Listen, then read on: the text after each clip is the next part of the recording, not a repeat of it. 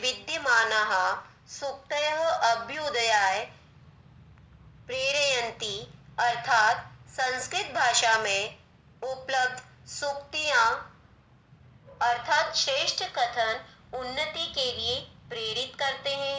यथा अर्थात जैसे सत्यमेव जयते अर्थात सत्य की हमेशा जीत होती है।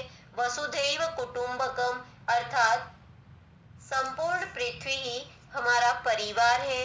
विद्या अमृतम अश्नुते अर्थात विद्या के द्वारा अमृत को प्राप्त किया जा सकता है या विद्या अमरता का भोग कराती है।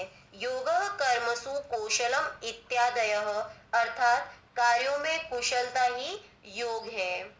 इत्यादि सूक्तियां हमें उन्नति के लिए प्रेरित करती है।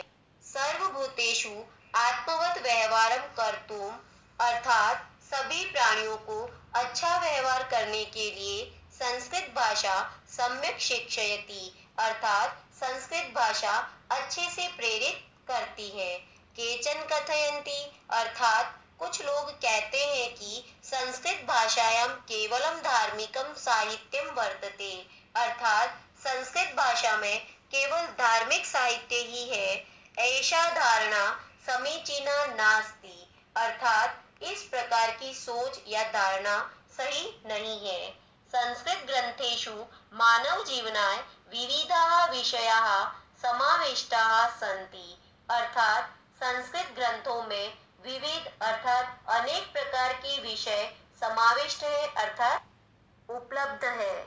महापुरुषाणाम मतिः अर्थात महापुरुषों की बुद्धि, उत्तम जनानां धृतिः अर्थात श्रेष्ठ लोगों का धैर्य और सामान्य जनानां जीवन पद्धतिः च वर्णिताः सन्ति और सामान्य लोगों के जीवन जीने का तरीका वर्णित है।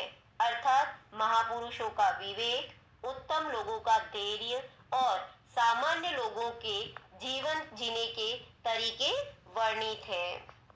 अतः अस्माभिः संस्कृतम अवश्यमेव पठनीयम अर्थात अतः हम लोगों को संस्कृत भाषा अवश्य पढ़नी चाहिए। तेन मनुष्यस्य समाजस्य च परिष्कारः भवेत् अर्थात उसके द्वारा अर्थात संस्कृत भाषा के द्वारा मनुष्य और समाज की शुद्धि होती है, कल्याण होता है। उक्तम च अर्थात और कहा भी गया है। अमृतम संस्कृतम मित्र सरसम सरलम वचः भाषासु महनीयम यद ज्ञान विज्ञान पोषकम। अमृतम संस्कृतम मित्र सरसम सरलम वचः अर्थात हे मित्र संस्कृत अमृत के समान सरस और सरल है। भाषासु महनीयम यद ज्ञान विज्ञान पोषकम अर्थात सभी भाषाओं में महान है और ज्ञान और विज्ञान को बढ़ाने वाली है। बच्चों, पाठ यहीं पर समाप्त होता है। आप स्वयं भी पाठ को पढ़ें, सुने, समझें व हिंदी अर्थ को भी जानें। आज की संस्कृत कक्षा में उपस्थित होने के लिए धन्यवाद। गृहे वसतु सुरक्षितम वसतु।